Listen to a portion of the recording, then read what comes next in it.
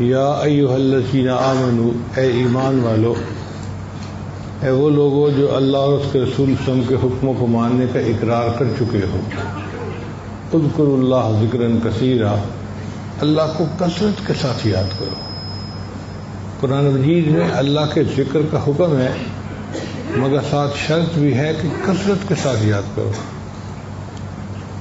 کیونکہ بعض اوقات کثرت سے جو فائدہ ہوتا ہے وہ قلت سے نہیں ہوتا۔ چنانچہ ارشاد فرمایا کہ اے ایمان والو، اللہ کا ذکر کثرت کے ساتھ کرو۔ اب ذکر کو کثرت کے ساتھ کرنے کے بہت فوائد ہیں۔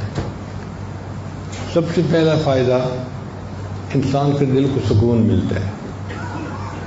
چنانچہ اللہ تعالیٰ ارشاد فرماتے ہیں، الا بذکر اللہ تطمئن القلوب، جان لو اللہ کی یاد کے ساتھ دلوں کا اطمینان وابستہ ہے۔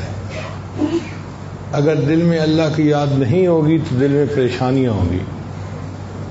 اللہ کی یاد سے دل کو سکون ملتا ہے، نہ دنیا سے، نہ دولت سے، نہ گھر آباد کرنے سے، تسلی دل کو ہوتی ہے خدا کو یاد کرنے سے۔ اللہ کو یاد کرنے سے دل کو سکون مل جاتا ہے۔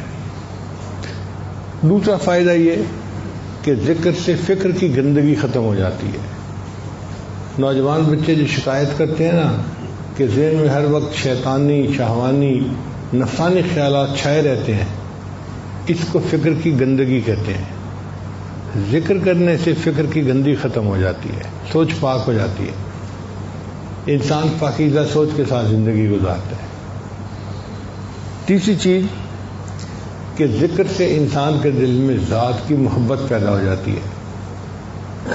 چنانچہ اگر اللہ کا ذکر ہم کثرت کے ساتھ کریں گے تو اللہ کی محبت ہمارے دل میں پیدا ہو جائے گی، پھر اللہ کے حکموں پہ چلنا آسان، پھر اللہ کو یاد کرنا آسان، اللہ کا بن کے زندگی گزارنا آسان ہو جاتا ہے۔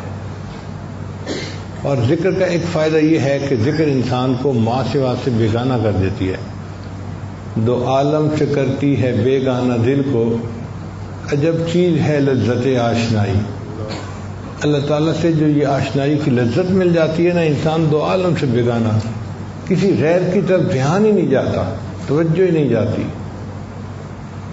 بلکہ آپ دنیا میں دیکھیں گے، اگر کسی کا دل مخلوق کے ساتھ اٹکا ہوا ہے نا تو وہ بھی آپ کو ایسے ہی لگے گا، اس کو کسی اور چیز میں دلچسپی نہیں ہوتی، نہ اس کو سیاست سے دلچسپی، نہ اس کو کاروباری باتوں میں دلچسپی۔ اس کا دل جو اٹک گیا ایک جگہ، کسی اور چیز میں دلچسپی رہتی ہی نہیں ہے۔